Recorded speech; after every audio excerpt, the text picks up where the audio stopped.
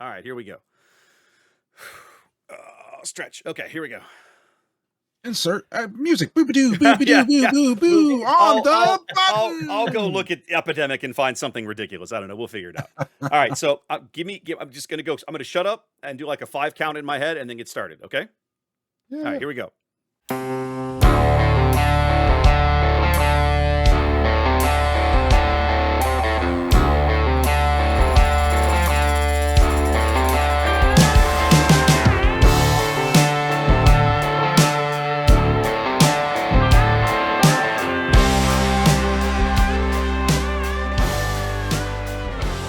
All right, welcome, ladies and gentlemen, boys and girls, gamers of all ages, to the inaugural edition of what I hope will be a recurring thing.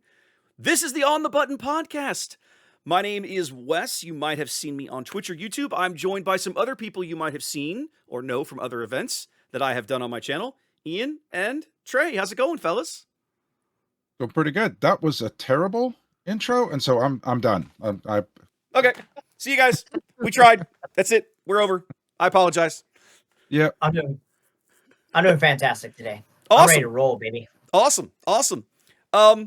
We're gonna throw our hat into the ring. I've been having a lot of fun with you two gentlemen covering tournaments on Twitch and YouTube, and we got to talking. It was like, well, we talk about this game so much. Why don't we do it in another format? Wouldn't that be fun? I was like, okay, well, let's try it. So here we are. So welcome in. that was our ride to Austin. You saw me cover the Austin with Wes. That was most of the ride. I mean, we talked about it a lot because it's a 2-hour trip, but yeah, it was let's set this up. Yeah, it's a shame neither of you guys made it with me to Mobile because that was a hell of a ride. That would have been a very epic conversation. 8 hours. Oh God, I was right there, just couldn't join you. That's true. Ian, I have to tell this story. I told it on stream at the time, right? I'm in Mobile covering the PQ there, and I'm all set up and everything, and I've been trying to get somebody to come co-cast with me. And Ian's like, but I'm going to be in Alabama that weekend. I'm like an hour away. Yeah, and for those of you, if you're listening to this, hold on. We're in Houston, Texas. Yes, so this is like a 35-hour drive. It might as well be for me. I didn't not join him because I was being a jerk. I was like, no, I have stuff to do. You had for stuff the next to do. 4 days. I couldn't be gone for however many weeks you were gone to this drive. All right, continue your story. And anyways, Ian tells me, he goes, I'm already going to be in Alabama. I'm like, what, you can't sneak away? He's like, no, my wife won't let me. We've got family stuff to do. And I was like, can I bribe her? And I was like, can I bribe her with something? Like, this would be awesome. And he's like, no, I don't think she'd go for it. Like, man, you're killing me. And literally the day of, I'm texting Ian like, you sure I can't bribe you? No, that I was locked in. The wife was not letting me out of that one. No way. Yep. Great event. I'm looking forward to hopefully going back to Mobile and covering another PQ at Geeks and Gamers there in Mobile. It was a great event. Well, guys, we should talk about Unlimited, right? We're here for that. And JTL is but a few days old. We're recording this like 4 or 5 days after the official release date of 14 March here in 2025. We all got to go to some pre-releases. Trey, tell me about your pre-release experiences in JTL. So I went to 2. It's kind of well coordinated. So Houston is massive if you're not from this area. Houston is huge, and so it kind of divides into sections. So when I go play cards every Tuesday night, I'm driving an hour to go play cards. Then I'm still like a quarter of the way across Houston. It's so huge. So there are a bunch of shops, and the north side handles a lot of this type of gaming stuff better than the south side of Houston. So there are maybe 5 pre-releases across the weekend, and they kind of coordinate together. So you can like go to one and you go there, you go to Conroe in the morning, and then which is north of North Houston, and then that one ends and they end it, make sure they end it just in time. So you can drive down the road highway, hit the next one, hit the next one, hit the next one. So you can hit pre-release after pre-release. And I didn't, because I had stuff to do, but I did make a couple of them. So I made one that Friday night at Dragon's Lair, which is kind of in that corridor. And then I really liked the people in Conroe. So I got up and went to the one in Conroe the next day, but I think it was the next day, it was Saturday. But then I couldn't go to the rest of them with everybody else, but you guys had a ton of them. So my pre-release experiences, I learned that I'm not great at my first pass of building these decks. So I have a method I crack open my packs, I lay out all my cards, and then everything's sorted when I lay it out, and I look at it and I build a deck. Promptly lose. And then I go, "Huh." And then I go back over it, and then I build a deck and crush my next opponents for the rest of the thing. So I rebuild it like I go from white to black, I go from green to red. It just so yeah, that was it. I had a good time. I didn't win a lot because you lose in that first round, and you're definitely not gonna your tiebreakers are not gonna get you there in the end. But I had a great time. Going into this set, I wasn't actually as thrilled going into the set because I'm a longtime Magic player. Mhm. I mean, I haven't played in 12 years, but I mean, I played, but I haven't really like been into it in 12 since 13. But I play Magic for a long time, and one of the cardinal sins in Magic is Voltroning up some huge monster and then losing like all of your cards at once because somebody plays like a simple card that kills your guy. And that's this entire set.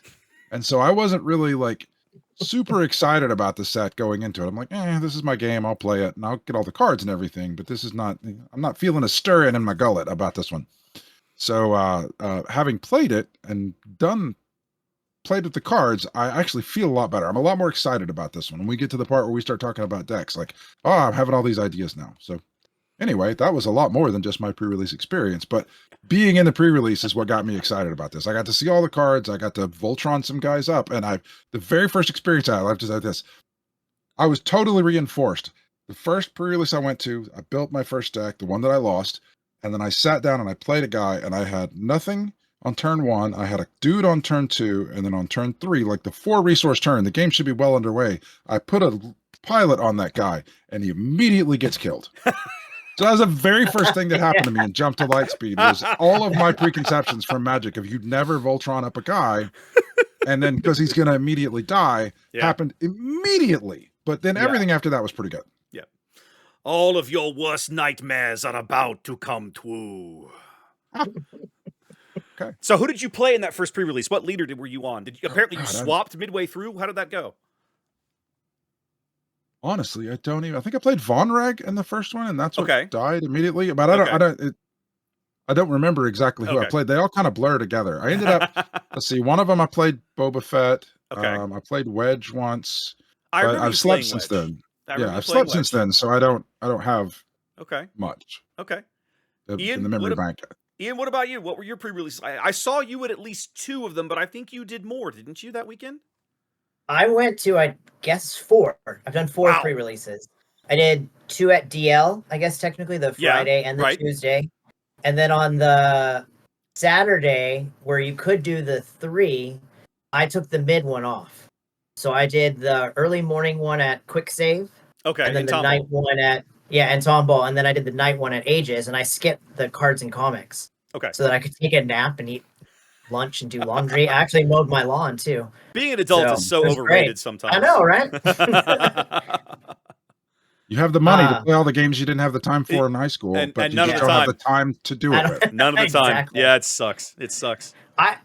The first pre-release at Dragon's Lair, either my packs were terrible or I was terrible at building a deck. I got slaughtered. I won 1 game. I know. Trey's like, yep, was there.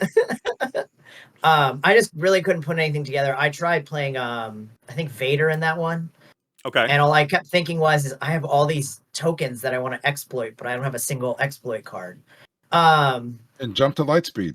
Yeah, and Jump to Lightspeed. Card. Yeah, who would have guessed, right? All right. So that was kind of interesting, but the one at Quick Save I played Piet because I had a bunch of I pulled a Devastator, 2 Chimeras, and a couple of those I had like 3 of those, what is it, Quasar Cruiser or whatever it is, okay. the black the ones that make TIE fighters. Yeah, on attack, make TIE fighters. Yeah. Okay. So I had about 9.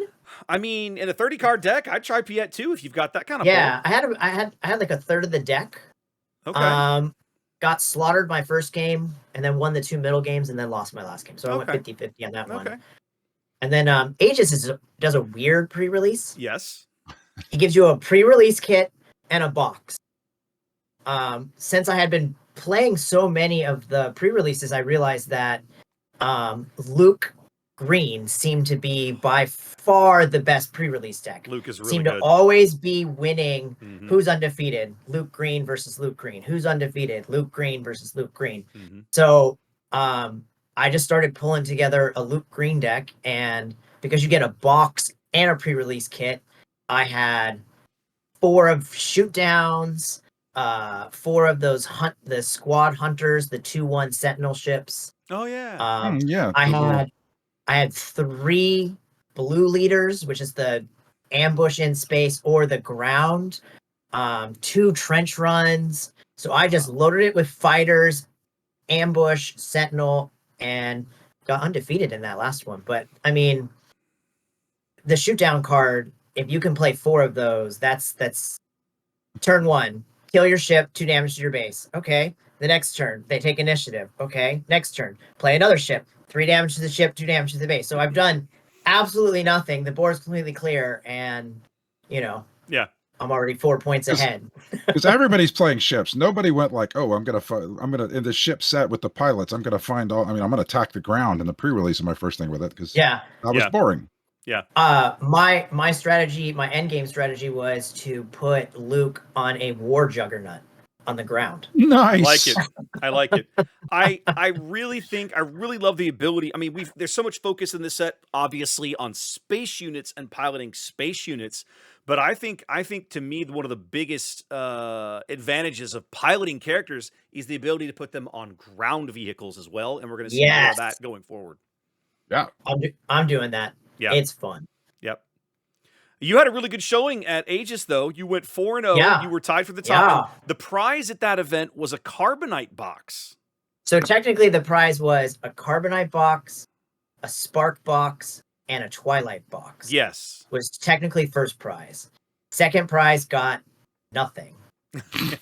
It wasn't quite that bad, but it was a very top loaded. No. Second prize got nothing. Okay. Okay. You're right. And it was the thrown raffle. I got stuff out of the And raffle. it was thrown into the raffle, right? Yeah. We decided, instead of playing a 5th game, we were both playing Luke Green. Shocking. He said split, so I split. That's weak. Put it on the split line. heartbeat. No freaking Put way, it on man. the line. Weak. Oh god. So weak. 6 carbonite packs was not something I could pass up, and to go home with nothing at that point would have been heartbreaking. Yeah. I would. And now the obligatory question: carbonite packs were decent. Yeah. I got a foil, or I guess prestige level 2 IG chip. Okay. Prestige level 2. What's Starhawk? And a prestige level 2 executor. And I also pulled another nice. Devastator. Very now nice. I have the Starhawk to you. The Yeah. Starhawk. the Starhawk. Sorry, the Star. I don't even know where that's from, by the way. I don't have any Like- idea. I think one of the video games, maybe. Great card if you can Yeah. get it out, man. Yeah. I've thought about playing that That- card in Piet. Ooh, yeah, even off aspect, it's still Off kind of worth aspect. it. So Piet, if You, you it get Piet on negates the its board, price. Yeah, you either Negates its Piet either price. exactly Piet either if he's out, you can skip the penalty for heroism, or you can still reduce it by 1. And Piet's going to have 10 resources at some point if he's alive. Like, that's not a big deal. So I've Yeah. thought about it. Well, I had a pretty. Really- That was 3, right? What was your 4? You played one on Sunday still too. You played a lot. No, and then again on Tuesday. Oh, that's right. at The two Dragon's Dragon's Lair. Lair. That's right.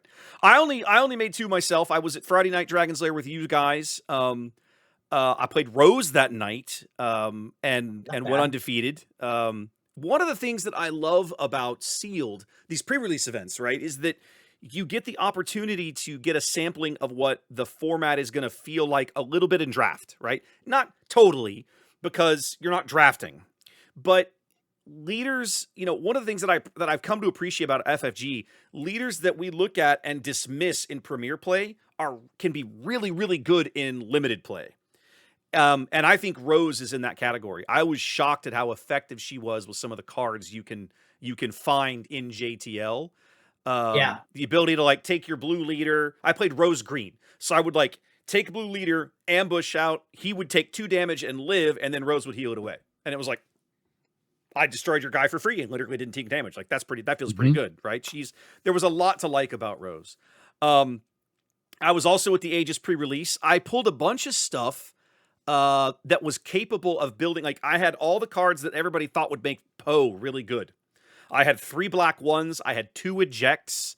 I had I had 2 or 3 BB-8s, and it was like, okay, I've got to give Poe a try. And on my like third to last pack in the box, I finally came up with a Poe. Great, I'm playing Poe. I was not super impressed, truth be told. I think I played it with green, obviously, because of the ejects and everything else. I think there's probably better lines of play for Poe in constructed in another color. I think in constructed, green is going to be too slow for him, personal opinion. But I have not spent a lot of time with it. He kind of underwhelmed me a little bit in that event. I went 2-2, and I was like, I don't spend much time with Poe. It's. Go ahead. I just want to add, it's hard to tell in that event. That's It not is. your normal pre-release. I agree. I won because it was janky. Like, it is kind of it is kind of janky. The leader that impressed me the most at that event that shocked me was Lando. Really? I played Michael playing Lando, right? And he was playing Lando, or you were playing Lando? He was playing Lando, and okay. he had done. Michael is very good at this game. He's very, very good. We were having this long conversation before the event started about our mutual acquaintances from the old Decipher Star Wars CCG days here in Texas back in the day. And he played Lando Green, and like, I'll give you an example of some of the shenanigans he got up to with that front side ability.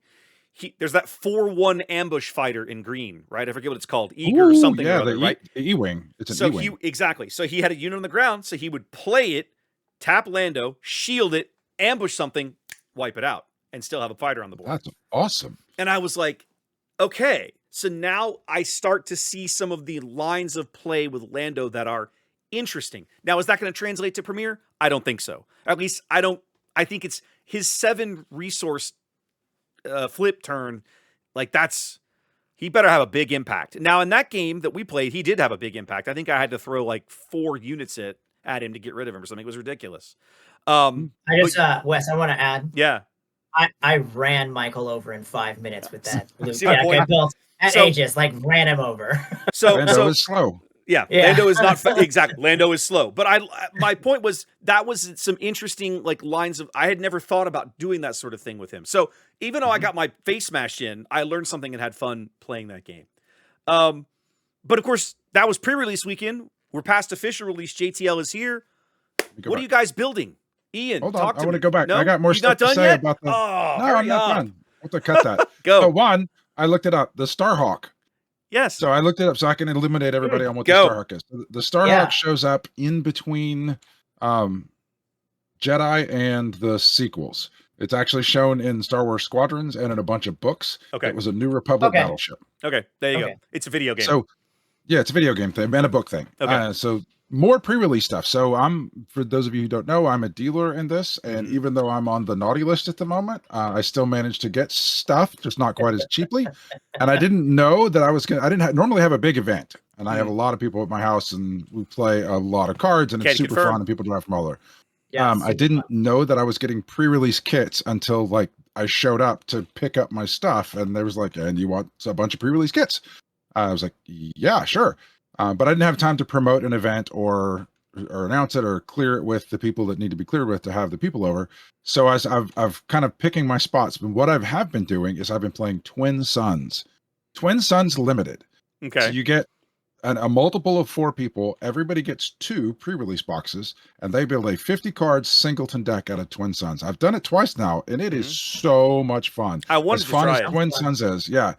I did it once last Wednesday, and then I did it this Tuesday when we went over to Dragon's Lair.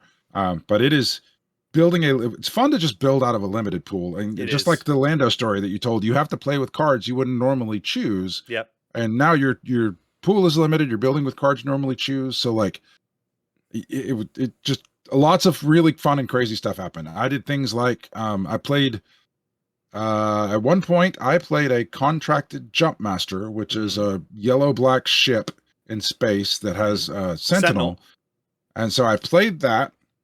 It's 2-4, and then everybody just kind of left it alone.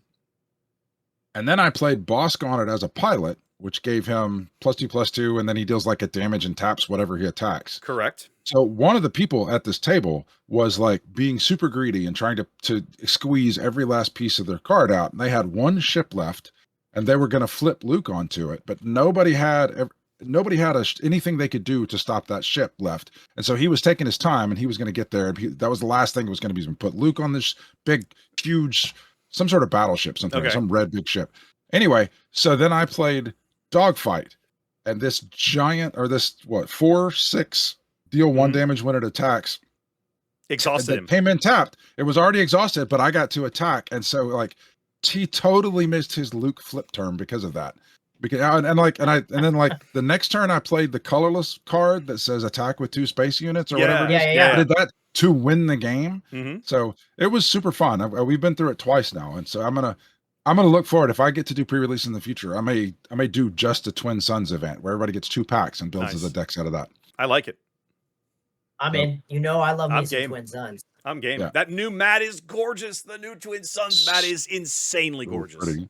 God, that is amazing. And it's big enough. Yes. That's what's crazy. It is absolutely big enough to hold 4 people on. Yep, plenty of real estate. Massive. All right, so now that Trey's ruined my perfect segue, we're going to go back to Ian and ask, Ian, what are you working on in Premiere Constructed now? Like, what's caught your imagination that you have either intend to build or have already built? So it's still really early, but I'm building a first set Palp green deck, which is mostly just and I'm playing it with the cunning aspect, so yellow.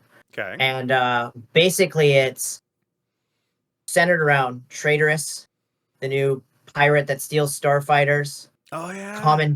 Commandeer, taking ships that way. Okay. Change of Heart. Yeah. Ramp, and then it's got a little bit of ramp in it. And then it just brings out big ships. So basically I just waylay, no good to me dead, frozen in carbonite, just tactic, steal what I want, kill what I don't want, trade off. I don't know how well it plays yet. It's clearly very frustrating for people on Carabas right now because I can't finish a game. And one of the cards that I'm playing in it that I think is it's strange that it's playing so well is Vigilance. So I'm playing an 8-cost Vigilance because when the game gets late and if I don't have a big ship, getting rid of like 6 cards from somebody's deck really goes a long way up. Oh, look, there went 2 Lukes or whatever end game you're looking for. What I am struggling against is hard aggro decks. Yeah. Go ahead, Trey. I was just say for those of you on Carabas that are having to play against this, I want to sincerely apologize for doing this to Ian. This is Ian's first real game, and he started right when it came out, and he didn't have a lot of cards, so he played Lair Rebels. And I was playing just mono green Palp, and I started stealing his stuff with Traitorous, and I would just cackle and steal his stuff. And then apparently that made an impression. That's all he does now is he just steals. Yeah. He's like puts his grimy little paws over on your cards, takes them and beats you with them. You scarred him for life. I'll give you an example how bad it went in one game. So somebody played Snoke on me. I killed a unit to steal the Snoke. Okay. Like flip my Palp to take his Snoke. To steal it on your side of the board. And then played Clone on the Snoke. So that's amazing. Everything's -4, -4. Wiped, took his best unit, which was readied. Yeah, wiped his board, cloned him, did 10 damage, walked right out of there. That's amazing. So that's what I'm working on right now. Okay. Okay. I think playing live will be different than playing on Carabas because Carabas is fast. Yeah. Well, and they can reach across the table when they're playing live. So that's really the only thing I've had any time to work on right now. Okay. All right. But I'm building also a couple of Twin Suns decks, but in Premiere, that's all I have right now. Okay. Trey, what about you? What you been cooking? Like I said, I wasn't super thrilled about this when it started, but as I went through the pre-releases and all the juices started flowing, I've got a bunch of different things running around in my head. I'm I've got so like everyone else, Piet got me very excited. It was independent Yes. though. I didn't see people talking about Piet. I just saw him and went, capital ships are amazing. And then started trying to find them. Yep. I've got that belt. I have that belt right now. I played that this earlier this week when we Blue? played. Blue. Yeah, blue because Yeah. it has all the capital ships. It Yeah. and it's not the I like the Avenger and I like the Devastator. Those are the exciting ones. But I really like the reason that I like Piet so much is I like playing the CR-90 and the Corvus early. Yes. Because then they're like just regular ships that are super huge and they have restore. Like that's what Mhm. makes me excited about it is not being able to slam down an Avenger 2 turns early. Yeah.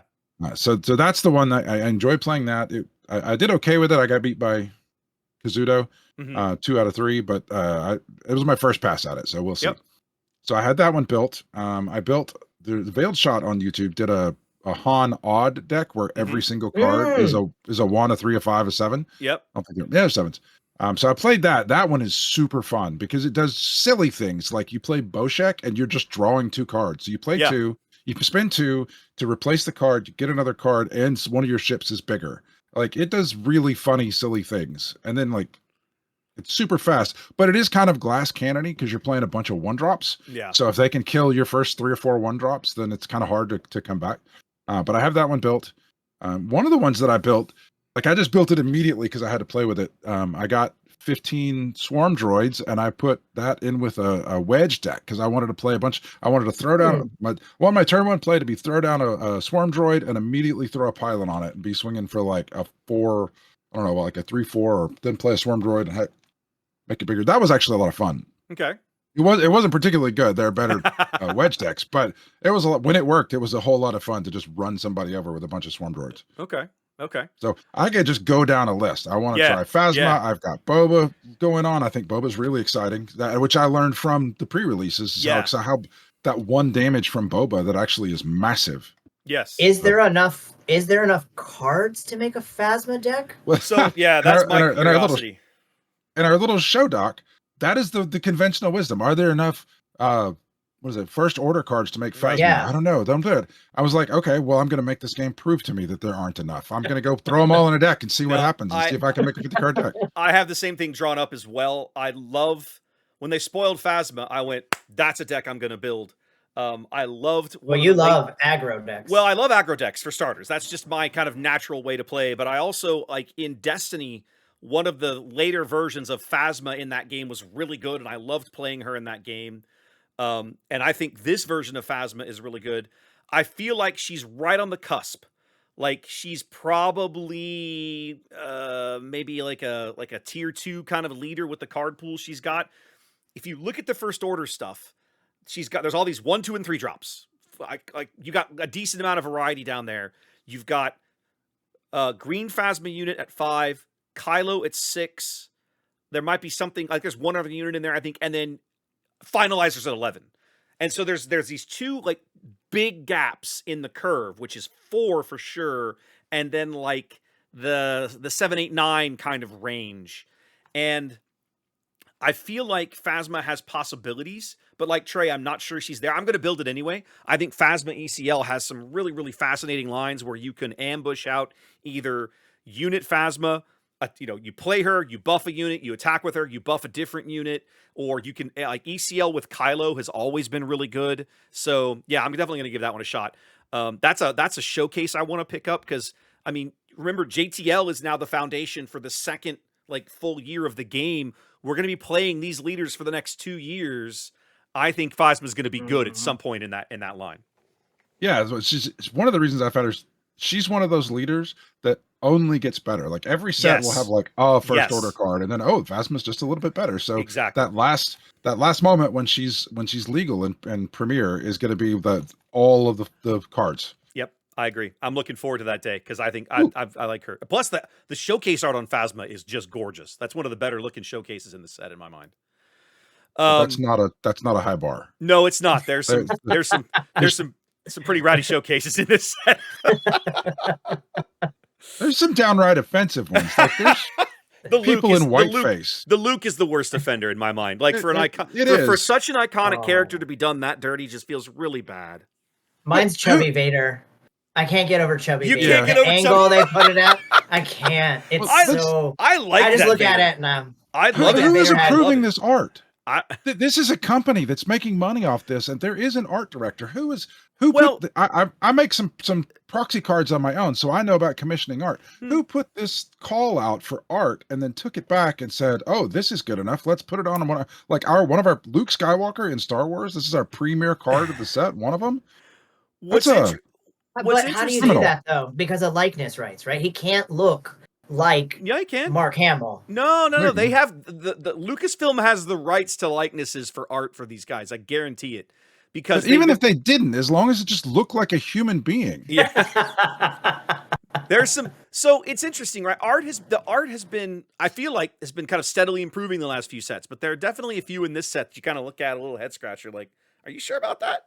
Well, the cards in the set are really pretty. It's Yeah. just the show. To be honest, it's just the showcases because the Okay. prestige cards look great. I really like the promo cards. The weekly promo cards look great. That promo And the Han, set cards I think look great. Oh, so that great! is the best Han art we've had in the entire game. I With guarantee him, I'll go. oh, This, I love that one. I'll go this whole set playing through. Won't pull one. Yeah, Guarantee probably. it. This Probably. Captain Phasma premiere, or what is it? Showcase. This Showcase. Captain Phasma showcase is dope. Holy Yeah, it's cow! I haven't gorgeous. seen It's one of the yet. better Yes, ones. it's This is gorgeous. all of amazing. the Yes. all of the showcases where, or for the most part, where it's a non-person character looks Yeah, It's pretty the good. faces. It's Yeah. doing faces. Yeah. That's the Faces are issue. tough. Faces are tough. I'm working. I've got two basically like rebel pilot decks built, both in red. Of course, I'm an aggro nerd. I built Wedge in red with thermal oscillator. I played a little bit of that the other night. I found some things that I liked about it. I found some things I didn't like. It's going to get some change. It's going to get another pass. I like Wedge. I think there's some real possibilities there. The other one I had to try. I can't. You guys know me. I played Kylo double red for so long. I You're can't still get away. playing it. No, I tore it apart. It's not. It's Okay. terrible right now. No, Django can just board wipe it with like a single juggernaut. Like, oh, I played it. I flipped out a jug on turn 4 and murdered all of your 1-drops. Like, you're dead. Like, your game's over. But I built Luke Tarkentown because I watched some people play this on Karabast, and I watched the amount of burn, the amount of direct damage coming out of that deck between aggression, daring raids, Luke, red 5. You could just keep attacking their base, and while you were doing that, you could murder their whole board. I was like, this is fascinating. I'm really interested in this. Oh, and Hot Shot Maneuver, which is a great card in that deck. So I was like, I built that deck, and I only played it a few games, but I'm going to keep that one around because I think that one's got some sneaky fun lines. The thing I'm trying to convince myself, in fact, I drew it up today, but I haven't put it together yet. The one showcase I pulled was Rio. And Rio, to me, is not like a leader you look at that gets you really excited. But what what sold me on the deck is when I stopped and actually looked. Rio comes out on 5 resources. There are and he is a 3/5 pilot when you attach him to a unit. And if that unit happens to be a transport, he's actually a 4/5 pilot for 5 resources, which is kind of nice. But also, there are a lot of really good 4-cost transports that you can tee up for him. Yeah, Transport is such an uninspiring word. Like, it just seems like your FedEx delivery guy is I showing know, up. But there's but some really good ones. But yeah, go run the search. It's like in the new set, it's at 4 costs. It's all the fire sprays. It's Well, not all of them. Not all of them, because the old ones are all 6 cost, right? But the new fire spray, right? The new Fet's fire spray is 4 cost. IG 2000 is 4 cost. The Decimator of Dissidence, which is an indirect damage thing, is 4 cost.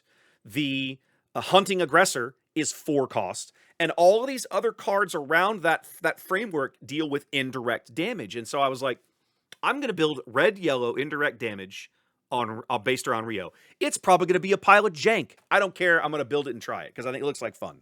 So we'll see how it goes. Fun. I'm going to try it. Now I want to try that. Yeah. So pro tip from the guy that's the dealer, go buy your aggressions now, because aggression just got real good. Oh, yeah. Aggression's its ability to just destroy your pilot as well as kill somebody else. Like, yeah. aggression has always been the worst of the weaker. 4. Yeah. The weaker one, the cheaper one. Go pick it up now if you want hyperspace or for sure. hyperfoil or whatever it is. Yeah. It's gonna get. It's good. I don't know if it's gonna become the best one because vigilance exists, but it's got a lot more powerful. You're gonna see a lot more of it. Yep. Now, Trey, you touched on Twin Suns earlier. Let's circle back around to that for a minute because you guys have played way more. In fact, I've never even played a game of Twin Suns. Full Really? confession. I haven't. Wow, no way. I am lazy, and it's been on my to-do list for 6 months.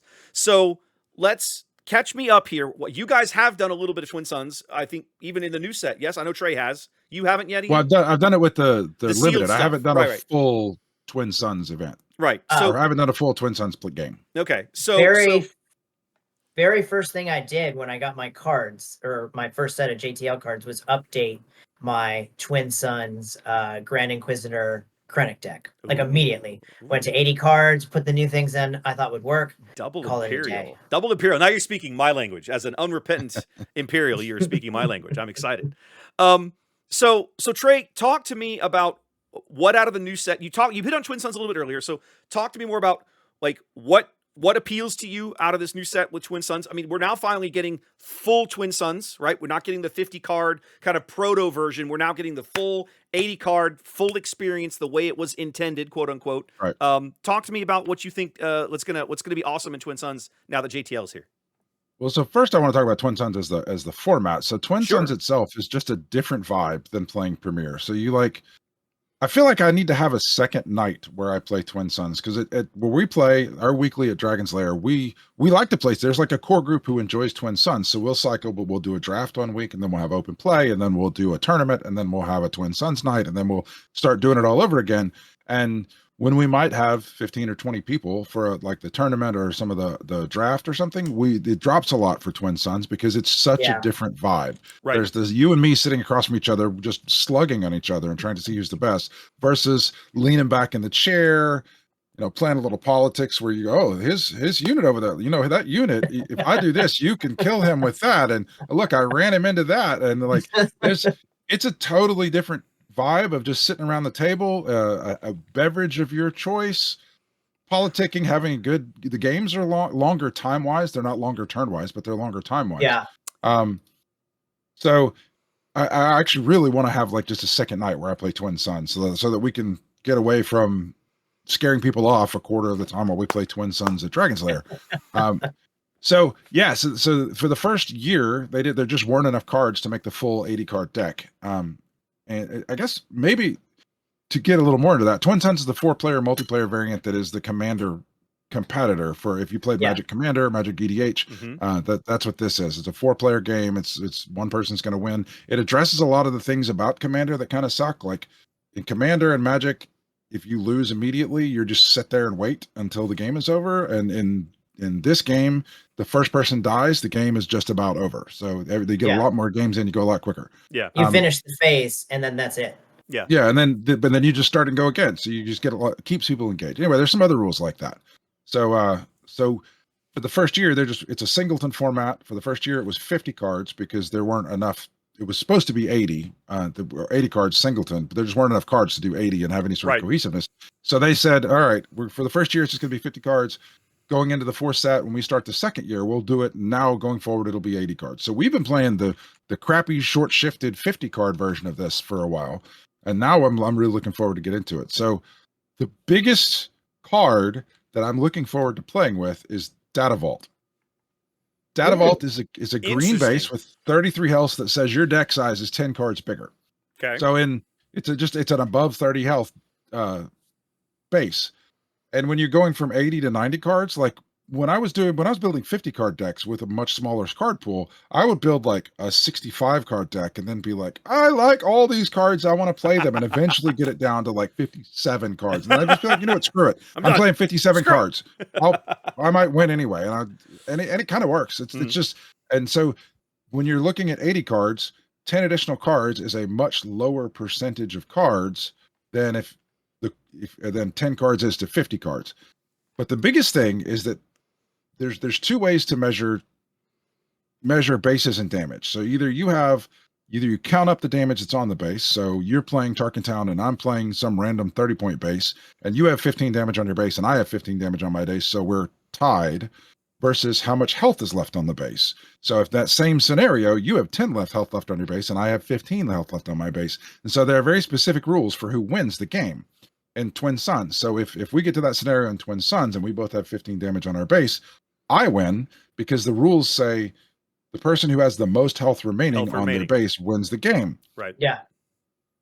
Well, when it came to the first year of it, nobody played a 25 point. I tried it once, got annihilated immediately. Yeah. 25 damage, you lose immediately. So nobody played those. So everybody was just playing the crappy, or not, just the regular 30 point bases. And so everybody is used to just counting up damage on a base is the exact same thing as how much damage is left on your base. But no longer. And so no longer. So now if I'm running a 33 point base and people are going to get caught counting up damage, even if they know intellectually that I have more health, that it is health remaining on the base, people's that muscle memory of counting up damage on the base and using that as the shortcut to see who's winning, that is going to catch people out. And I did it. That was the one where I was telling you, like I ran, what was it, where I played the dogfight, and I did like I ran Data Vault in limited. I had one in the limited pool, and I ran it, and I had plenty of cards. I had to cut one extra one. I was at 61 cards instead of 60 out of that limited pool.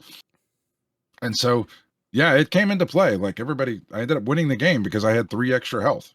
Yeah. So that's the one I'm most excited about. But then, yeah. My Inquisitor deck is using Lake Country. I'm going for it. I'm going for it. So I'm going for it. You've hit on something that I think is also going to be a thing in Twin Suns, and I had not considered this until the release day stream that FFG did on their YouTube channel, right? They did like a 7-hour release stream. The very last thing they did was a game of Twin Suns where one of the guys was playing Lake Country as his base. And I looked at that and went, oh yeah, I didn't think about that in TS, because you're still getting 2 colors.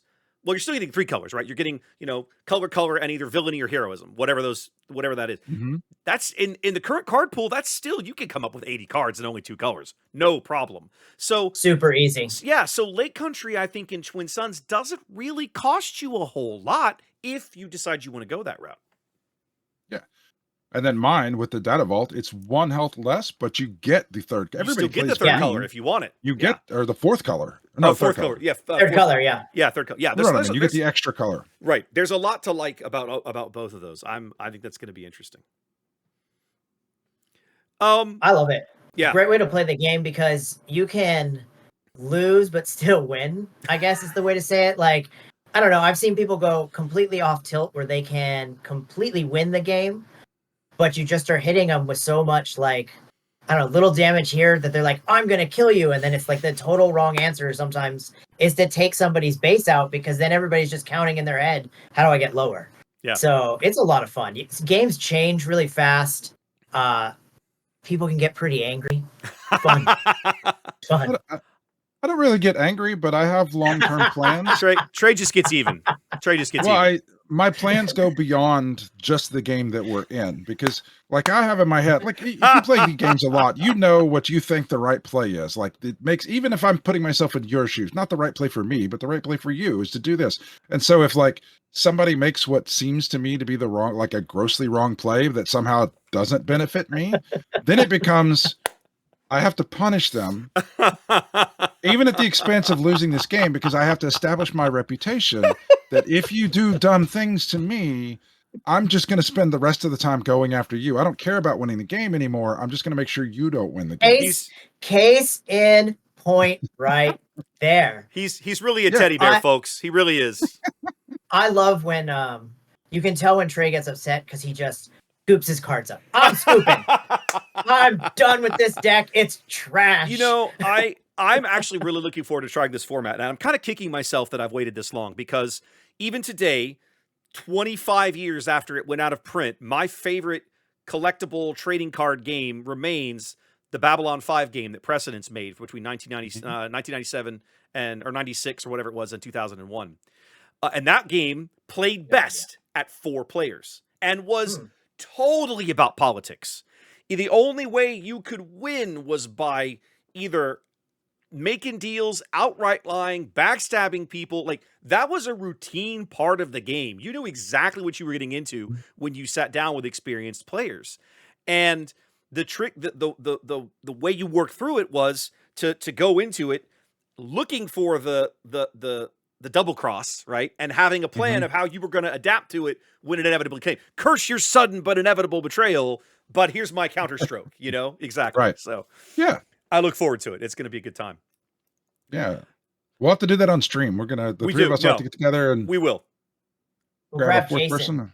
Jason's played a lot of Twin Suns. We should Jason, grab yeah, we've had Jason. a lot of people volunteer as tribute. But having seen the mat, I'm 100% confident I can get that on camera in the studio. I have the microphones, the camera. I won't have all the fancy overlays with cards going in and out because there's no room to fit all that crap on the screen for Twin Suns. But I'm going to work something up after Denver, and we're definitely going to give it a shot because I want to showcase it. The one piece of advice I'll give anybody who's building a Twin Suns deck is Sentinel is heavily played. Have your own Sentinel units. And one of the things that I love most about Jump to Lightspeed is the amount of new colors that have a lot of Sentinel cards too. Like they picked up another blue or another Cunning picked up another Sentinel unit In the Jump Master. So there's the Jump Master. So there's some new Sentinel units out there that are going to be, well, I mean, maybe some of them made my deck. Yeah, so the reason it's such a big deal, if you're not familiar with it, is because in Premiere I throw down a Sentinel and you just have to get through it because you're attacking me. In Twin Suns, I throw down a Sentinel and that you can just attack somebody else instead of tangling with my guy. Exactly. Yeah, you go after Wes. Oh, I'll just go to the guy who has no Sentinel. Yep, that's exactly what happens. All right, that'll be fun. Well, speaking of tournament formats, right? We've had an update recently to the tournament rules, and there's a couple of noteworthy changes in there. And Trey said he was going to take us through it. I actually printed all this stuff out at work today, so we'll have the hard copies with us when we go to Denver, Ian, and we'll talk more about that in a minute. Okay, good. But Trey, talk us through exactly what it is they've changed in some of these tournament structure rules for us. Okay, so this has a bit of a history lesson in it. Hopefully, you guys bring it. Got your drink and ready to go. All right. Try to keep it under 10 minutes, okay? Yeah. Oh, it won't be quite that long. All right. I'll talk this fast and then it'll go. No. Okay. All right. So Magic the Gathering is the original progenitor of all this. It had the high level tournaments way back in the 90s, and they've modeled a lot of it after somehow the international sports played with the tables and the points. You win, you get this many points, etc. And so what it originally has traditionally been is that you win, you play a best of 3 match. If you win 1 and that's the only game that gets finished, or you win 2, then you get 3 points in the tournament. You're here, your 3 points. If for some reason that ends in a draw, either no games finish or 2 games finish, and then we don't finish the 3rd game, both of you get 1 point. So it's not as good as winning. You don't hand off the full 3 points, but everybody gets something. So it's very similar to how soccer is played overseas. Because it's an artificial math construct, there are some foibles and quibbles that come with that. And what ends up happening in that scenario is that you get to the end of the tournament, when you're playing this Swiss style tournament like we play, then you go to the top cut. You end up with a lot of people that can look across the table and be like, 1 point is good enough for me. Is it good enough for you? Yup. All right. So we're going to shake hands. We don't even have to play this game. We're just going to say we draw, intentionally draw, and then we both get a point. And then we get a point, I get a point, you get a point, and the guy next to us who got paired down is just screwed. Yeah. And he is out of the tournament. So not only do you and I draw in, it makes a handful of other games just completely meaningless. Yeah. Because of the luck of the draw. And so that has made a lot of people mad over the years. Just the ability to do that at the end of the tournament. So there are other games have tried to address that in certain ways. Go ahead. Can I just ask a question? I mean, but isn't that your right for doing so well at that point? Where you can draw and still make top cut? Like, isn't that your advantage? Well, that is the advantage to win. I'm undefeated. I take a draw and I'm still in the top 8. Sure. Maybe I want to lower my seeding. Right. But people still don't like that you're able to do that. If you're there to play a tournament, they want you to play in the tournament to do well. And so you can't really outlaw draws, like intentional draws in that, because you and I could just wink and nod and then just play really slowly and never finish a game, and oh no, we drew. And so there have been tinkers with the structure of tournaments. I know Lorcana has like some weird, you only play 2 games and then you get points based on how many games you win type of thing. People are trying other things to do it. And so one of the things that SWU tried and that they started with is that there's no draws. If either you win the tournament and you win the match because you win best of 3, or you get 3 points, or nobody gets any points. And so it was especially egregious at the beginning of the game. When people came into the game at the beginning, nobody knew how to do it, so there was a lot more thinking that went involved, which slowed things down. A year into the game, people that have been playing for a year can just go pop, pop, pop, pop, pop, and they play their cards. So this doesn't happen as much now. But at the beginning, there were a lot of games that just went to time and nobody won and nobody got any points. And so you had a lot of people getting angry that they'd played a bunch of SWU. I keep wanting to say Destiny, but that's not right. They played a bunch of SWU, Unlimited, and then they just, what do you mean we both lose? That's awful. Right. So it ended up being that FFG made the determination that the medicine was worse than the disease, because even now you get new people. So say somebody new is showing up, I want to play my new shiny cards, and then they sit down at a tournament and they're still learning and they go slow, and either nobody wins and they go, well, that was dumb, why did I play all this, pay money to be here, and now I can't even play, or the person they get paired up against who is going quickly gets screwed out of a win because their opponent played slow, and not because it's malicious, just because they're new and it just takes them a while to play. Yeah. And so that happening all throughout the tournament turned out to be worse and generating more negative play experiences than the intentional draws at the end of the tournament. Right. And so now, instead of the if nobody wins, nobody wins, they're just both going to lose. They've gone to the traditional way of, if you win the match, if you win the best of 3 match, you get 3 points. If you draw, you both get 1 point. And that's been the decision. I didn't watch the stream, but the decision has been that this intentional draws are not what we want, but it's the least bad solution. And so that's what we're going to change to, and that's what we're going to go with. Yep. So I have a question. In my last showdown that I played in at Cards and Comics and Connects, I had a win and I had a draw. That draw pushed me into top 8. I don't know how you got that draw because melee.gg doesn't support that. I don't know. They took the draw. It was on the paper. Win. So that slip that you fill out, that is just a generic slip that's not specialized for Unlimited. Okay. So that's what they use for Magic, and that's what they use for other things. Most of the people, or a lot of people listening to this, will know that little 8.5 inch wide slip of paper that you fill out that's about 2 inches tall. So I don't know how the draw got factored in. Maybe she just gave you both losses. I don't know how that works, but the tournament rules don't allow for, up until this point, didn't allow for draws. Yeah. Okay. So there's of course 2 schools of thought with this, right? When you talk to the larger community, and there's a whole lot of, obviously by this point, there's a whole lot of Magic veterans out there that are used to having intentional draw rules available to them at the top end of large events. But there's a whole bunch of people who aren't used to it, and there's some people that just flat out don't like it, because it does lead, as you were mentioning, Ian, to some corner cases where, and we had this. I played competitive X-Wing for about a year. And the draw rules were there. The intentional draw rules were a thing. You reach a point where, depending on the size of the event, like in terms of how many players show up and how many rounds are scheduled, it's actually sometimes the entire last round of the event becomes irrelevant. The top 8 people literally all just shake hands and go to lunch, and come back and play the finals. And the standings don't change. Now, and half of them, hold on, the top 4 the round before were able to double draw in. So you it's a 6-round tournament, you win 4 in a row. There's 4 of you left. You and I are going to draw, and then me and the other guy are going to draw, and we're in the top 8. So I only had to win 4, and now I double draw in. Right.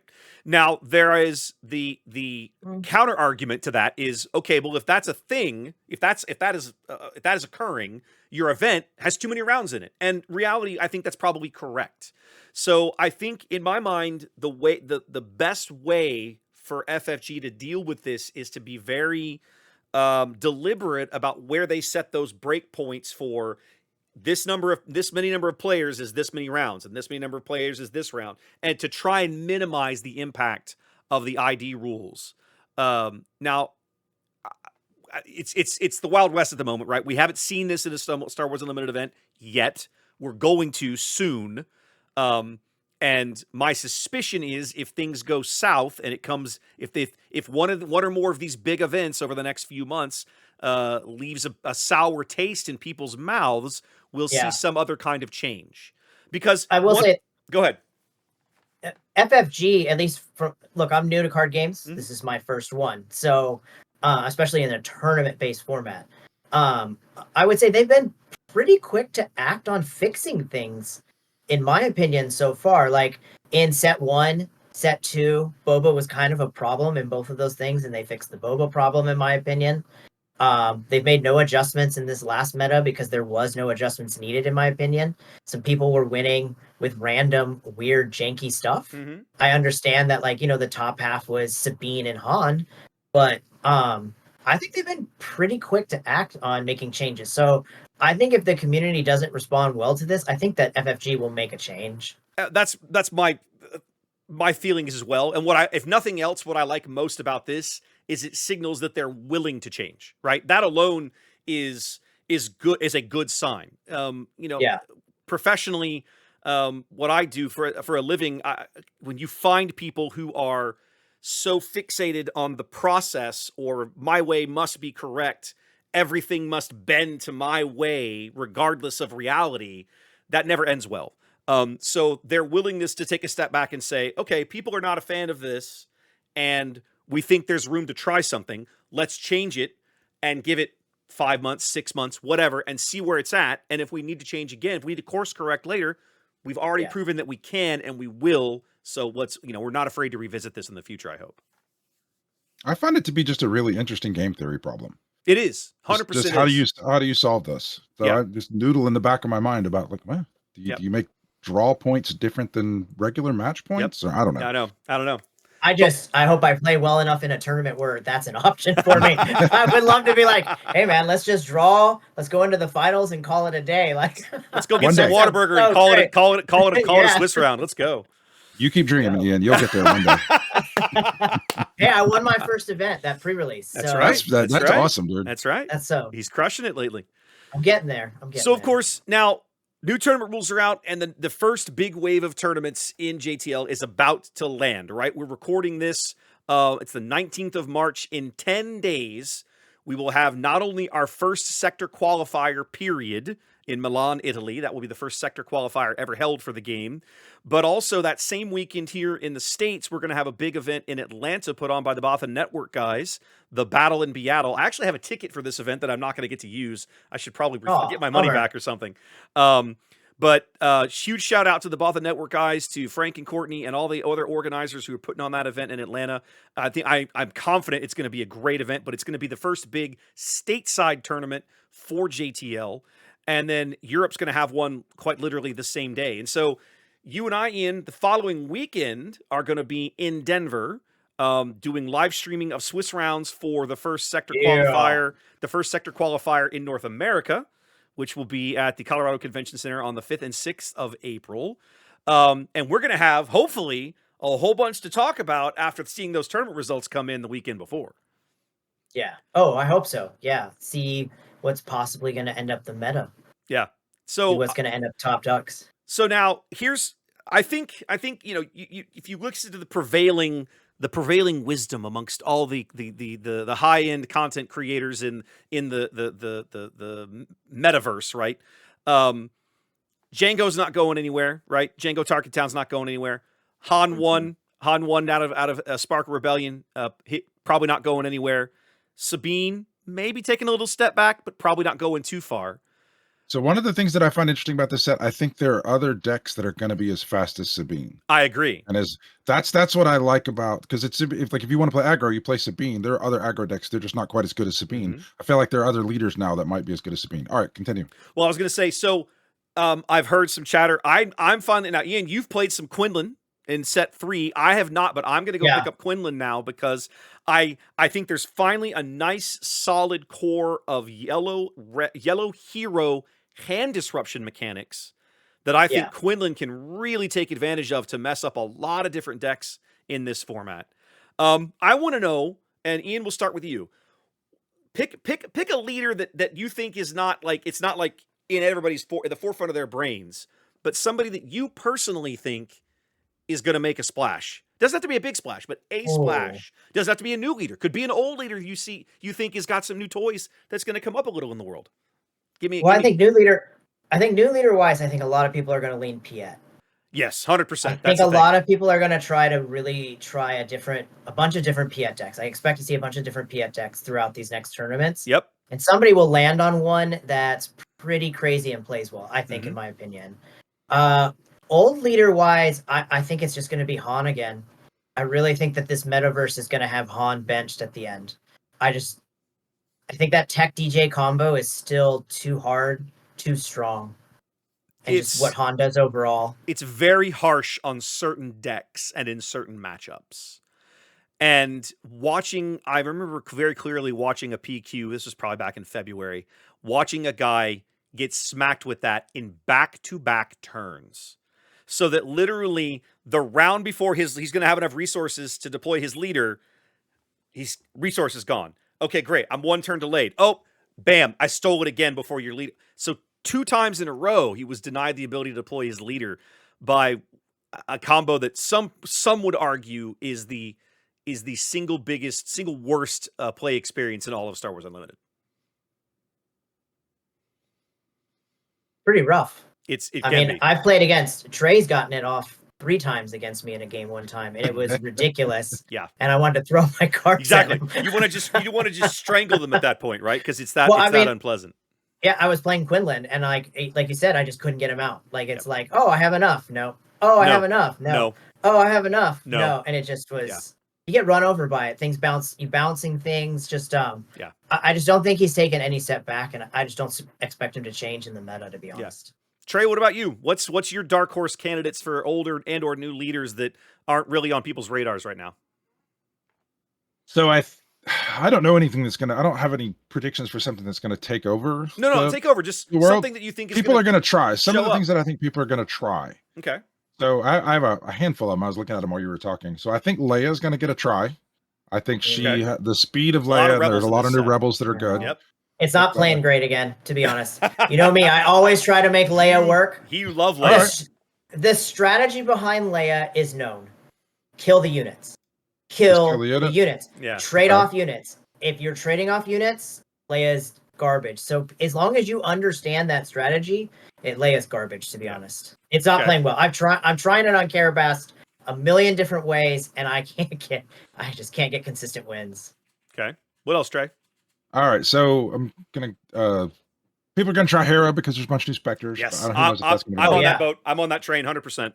And then I've got one each from the other 2 sects. I think Dr. Aphra could be interesting. She's just an aggressive black-yellow leader, and there's more stuff that exists at all of the crossed points that will allow you to build a more effective, just aggressive black-yellow deck. I agree with that, but my question is who's gonna figure out the swarm deck? The Vulture Sword Join. Who's gonna figure out the best leader? That deck must exist because it's 15. That means 16 is unbalanced, 14 isn't balanced enough. Hold on. 15 Flag on the play. Flag on the play. You're making an assumption based on facts, not an evidence, counselor. That's true. That's true.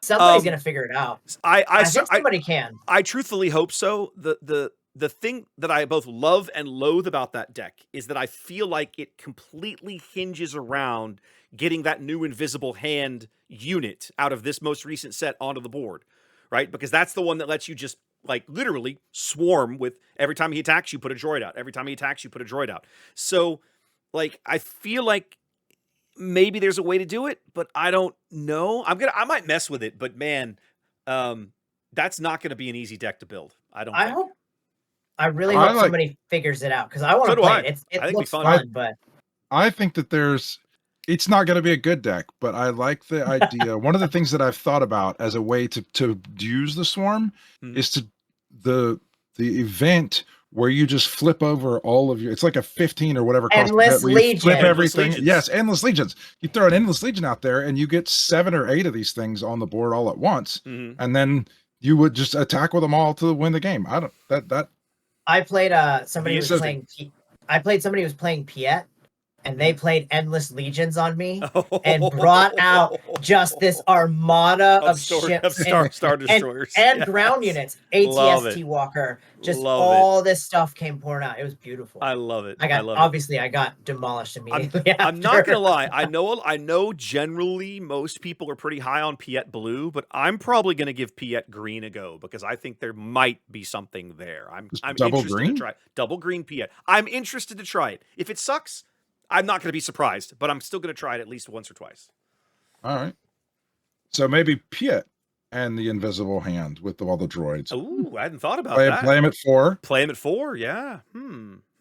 Okay. Interesting. Might be I something don't know, I'm there. looking up the invisible hand. Okay. What else, Trey? So the last one that I one of the things that we've discussed in private before we started thinking everybody needed to listen to our conversations is how insular the previous sets have been. So Spark of Rebellion came out, SOR came out, and it was just a lot of good vanilla cards. There's nothing that had to play with Spark of Rebellion. So those cards have been consistent throughout. But you get to Shadows, and that is Smuggle, and that's a bunch of cards that play well within Shadows. But when you get to the next set, there aren't typically so many cards that transition to play well with the next set. And then the same thing with Twilight. You get like you want to sacrifice a bunch of droids to play a bigger ship, but that doesn't really work well. So all these sets since the first one have been pretty insular. I think that there's an opportunity now to build a cross set deck with Count Dooku, the green one. I like from Twilight. I think that there's some stuff. There's some new separatists. There's some new people. This invisible hand is a great example of it. You play this for 4 with Count Dooku on the third turn, and then you whip out something to replace whatever it is you just ate with Count Dooku's ability, and then I don't know. Maybe that's it. Maybe that's the one that plays the droids. Yep, maybe. Yeah, maybe. I think that has some people trying it. I hope so. I'm interested to go back and look at some older stuff. And for me, it's largely based around the indirect damage mechanic, which, of course, is introduced in this set. There's a lot of cards for it. I don't see a whole lot of people really kind of weaving it into their thought processes or deck building yet. I still think there's an opportunity there. I think there's at least one, if not 2 different decks out there. And I'm not even sure of the leader or color combination. I think it's going to be red-yellow. That's where most of the indirect damage cards are. Yeah. Is it hero? Is it villain? I don't know. I had a long conversation at one of my pre-releases, and I cannot remember this player's name, and I feel really bad. But we had a really good conversation. He was talking about playing Mace Windu. He really liked playing Mace Windu. He'd been playing Mace Blue during Twilight. And we talked about how the synergy there wasn't necessarily great because Mace wants to do damage, but the blue cards are really just more about, I just play a card and defeat your stuff. I don't damage it. I just defeat it. Murder it. Exactly. Yeah. And I said, coming out in this set, look at all of this indirect stuff. I showed him, torpedo barrage and all these other things. And I said, front side of Mace is looking for damaged units. And what better to little drop little damage everywhere than indirect damage. So both red and yellow have a lot of indirect damage cards, and not even just yellow villain, just yellow in general.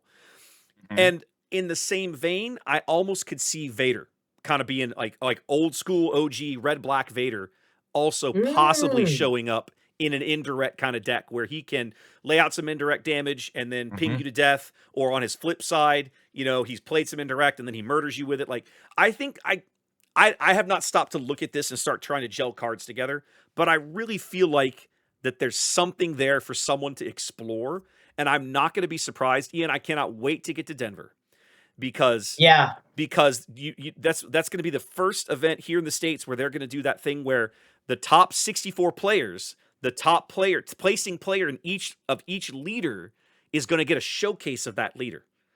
Ooh. And of course, the Luke and Vader are the only 2 that you can they're the 2 you can only get at these kinds of events. Somebody is going to cook up something really cool with those leaders and place high enough to get handed a Vader or a Luke showcase. And I can't wait for that moment. It's going to be fun to see those decks.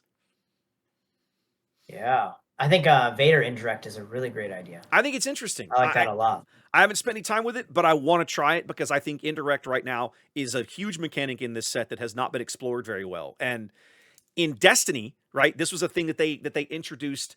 Gosh, Trey, was it in the 2nd or 3rd year of Destiny they introduced indirect damage? I can't remember anymore. Oh no, it was this set in Destiny. It was the 4th set. Okay, it was the 2nd year. Yep.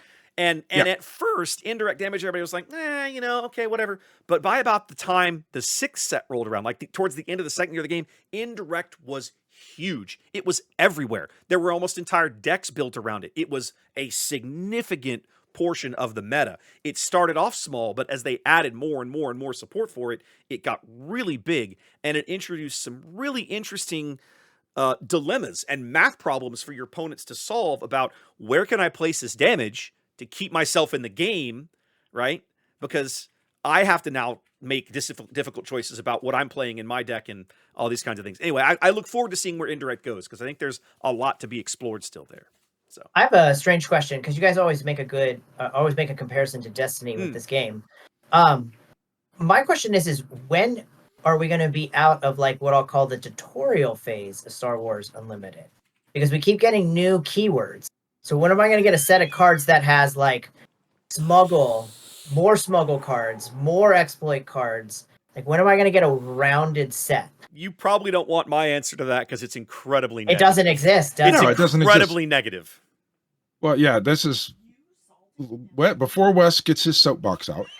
I will say that not just Destiny, but like I've been doing this since 1994. These type of games. So the way that companies approach this is every set comes with something new. In this case, it was indirect damage and pilots. Piloting. Last case, it was co-op, whatever the thing is. Coordinated exploit. An exploit, and then based on the reception of that mechanic and how it played and how people liked it, sometimes they get good and people enjoy them, and then sometimes they're bad and they let them fall away. So it is they will eventually see like, exploit was really good. It turned out people really enjoyed this mechanic, and then they'll pick that one mechanic up and they'll chuck it in a bucket called evergreen. And that means that's something they can bring back and they will bring back on occasion.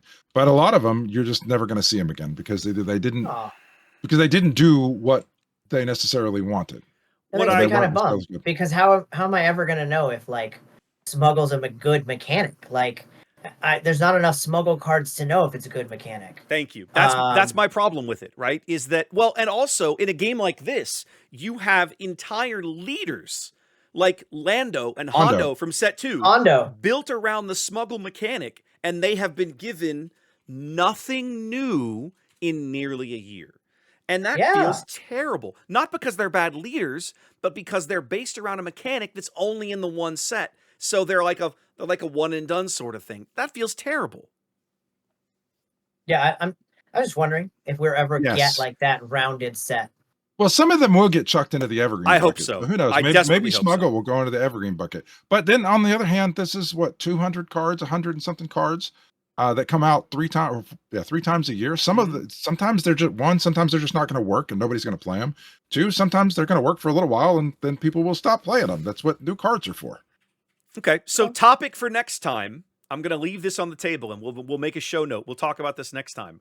Of the mechanics that got added in sets 2, 3, and 4, what would you personally, based on what you know today, put on the list of I want to see this come back, or the list of I could do without this forever? Think about that, and we'll talk about that next time. I think that'd be a fun conversation. All right, guys. Any closing thoughts before we hang it up? It's been about an hour. It's time to probably let everybody else get on with whatever it is they're doing. Yeah. Ian, anything? No, I don't have anything extra. Great talk. All right. So great chat with you guys. Just wanted to say about this podcast. Wes is an experienced streamer. He plays a lot of games on stream, does a lot of live stuff. I'm an experienced podcaster. I've done it multiple podcasts for different games like this. I like to talk. I like to tell stories. It's a lot of fun. And I think you all need to listen to me because I say what very sage things. And,